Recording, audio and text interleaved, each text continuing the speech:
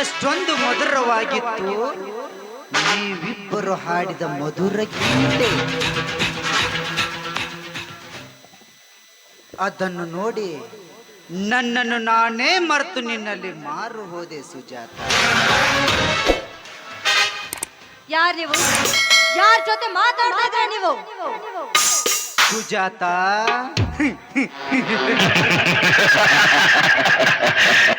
ಇಲ್ಲಿ ನಿನ್ನನ್ನು ಬಿಟ್ಟರೆ ಮತ್ಯಾರಿದ್ದಾರೆ?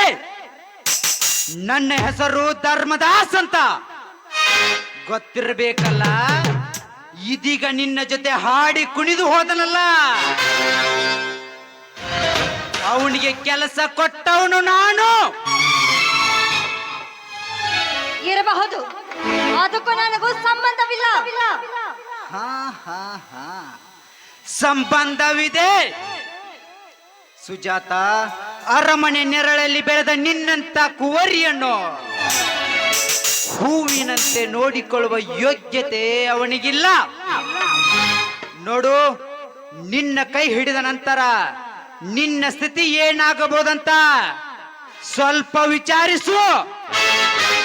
ಗಂಜಿ ಕುಡಿದ್ರು ಕೂಡ ಅವರೇನ ಗಂಡ ಅಂತ ನನ್ನ ಮನಸ್ಸಿನಲ್ಲಿ ನಿರ್ಧಾರ ಮಾಡಿದ್ದೇನೆ. ಅಷ್ಟೇ ಅಲ್ಲ, ನನ್ನ ಅವರನ್ನು ಕೂಡಿಸೋದಕ್ಕಾಗಿ ನಮ್ಮ ಅಣ್ಣಂದಿರು ನನಗೆ ಸಹಾಯ ಮಾಡ್ತಾ ಇದ್ದಾರೆ. ಅಣ್ಣ ಸುಜಾತ, ಆ ನಿನ್ನ ಅಣ್ಣಂದಿರು ಕೊಟ್ಟ ಹೆಣ್ಣು ಕುಲಕ್ಕೆ ಹೊರಗೆ ಅಂತ ಕೈ ತೊಳೆದುಕೊಳ್ಳುತ್ತಾರೆ. ನೋಡು, ಪದೇ ಪದೇ ಸುತ್ತಿ ಬಳಸಿ ಮಾತನಾಡುವ ಅಭ್ಯಾಸ ಈ ಧರ್ಮದಾಸನಿಗಿಲ್ಲ. ಒಂದೇ ಮಾತಿನಲ್ಲಿ ಹೇಳುವೆ, ನೀನು ನನಗೆ ಇಷ್ಟವಾಗಿರುವೆ. ಕಷ್ಟಪಟ್ಟಾದರೂ ಸರಿ, ಇಷ್ಟಪಟ್ಟಾದರೂ ಸರಿ, ನೀನು ನನ್ನವಳಾಗಲೇಬೇಕು. ಎಂತ ಮಾತಾಡ್ತಾ ಇದ್ರ ನೀವು? ದೇವರಂತ ಮನುಷ್ಯನಿಗೆ ನಾನು ಮೋಸ ಮಾಡ್ಬೇಕೆ? ಅದಕ್ಕೆ ಈ ಸಮಾಜ ಏನನ್ನುತ್ತ ಅಂತ ಸ್ವಲ್ಪನಾದ್ರೂ ವಿಚಾರ ಮಾಡಿದ್ರಾ?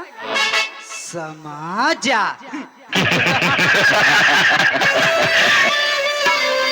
ಸುಜಾತ, ಅಣ್ಣ ತಂಗಿಯರು ಜೋಡಿಯಾಗಿ ನಡು ರಸ್ತೆಯಲ್ಲಿ ಹೊರಟ್ರೆ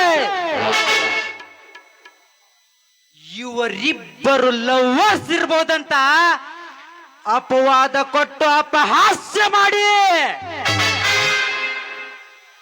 ನಗುತ್ತೆ ಈ ಹಾಳು ಸಮಾಜದ ಜನ.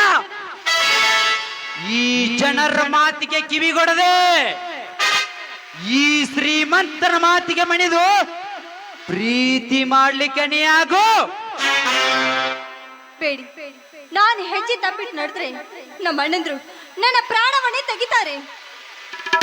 ಅವರ ಚಿಂತೆ ನಿನಗೆ ಬೇಡ, ಎಲ್ಲದಕ್ಕೂ ನಾನಿದ್ದೇನೆ.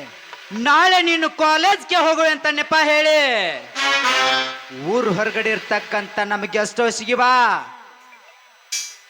ಅಲ್ಲಿಯವರೆಗೂ ನನ್ನ ನಿನ್ನ ಒಂದು ಸವಿ ನೆನಪಿಗಾಗಿ ಒಂದು ಸುಮಧುರವಾದ ಗೀತೆ ನೋಡು ಸಾಕು. ಹಾಗೆ ಆಗು.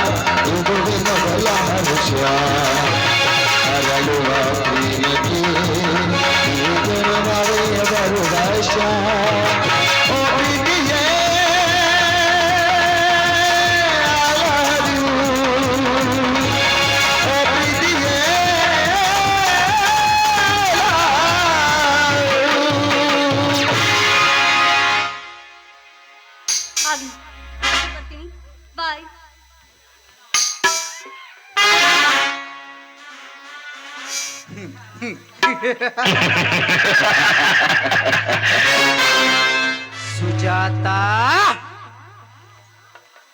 ನಾಳೆಯ ದಿನ ನನ್ನ ಗೆಸ್ಟ್ ಹೌಸ್ ನಲ್ಲಿ